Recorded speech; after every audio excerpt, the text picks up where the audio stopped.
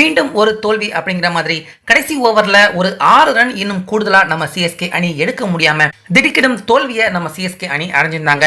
இப்படி இருக்க கடைசி ஓவரை நம்ம எம்எஸ் தோனிக்கும் அதே போல சிஎஸ்கே அணிக்கும் வீசியிருந்தது யாரு அப்படின்னு பார்த்தா சந்தீப் சர்மா. ஸோ இவரை கண்டிப்பா நம்ம சிஎஸ்கே ரசிகர்கள் அவ்வளவு சீக்கிரமா மறந்திருக்க மாட்டாங்க. ஏற்கனவே 2003 கூட இதே மாதிரி நம்ம சிஎஸ்கே அணியை தோனி ஸ்ட்ரைக்ல இருக்கிறப்ப கடைசி ஓவரை டிஃபெண்ட் பண்ணி ராஜஸ்தான் அணியை ஜெயிக்க வச்சாரு. அதே மாதிரியான ஒரு சம்பவம் தான் இன்னைக்கும் நம்ம தோனி ஸ்ட்ரைக்ல இருக்கிறப்ப சந்தீப் சர்மா சிஎஸ்கே அணியை ஸ்கோரை எடுக்க விடாம ராஜஸ்தான் அணியை ஜெயிக்க வச்சிருக்காரு.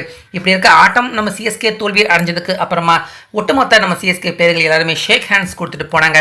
ஆனால் நம்ம தோனி சந்தீப் சர்மா அவரை கிராஸ் பண்றப்ப அவருக்கு ஷேக் ஹேண்ட் கொடுக்காம அவரை கடந்து போயிட்டாரு. இதனால திடீர்னு அப்செட் ஆன சந்தீப் சர்மா அதுக்கப்புறமா வந்து நம்ம தோனி அவர்கிட்ட மன்னிப்பு கேட்டிருக்காரு.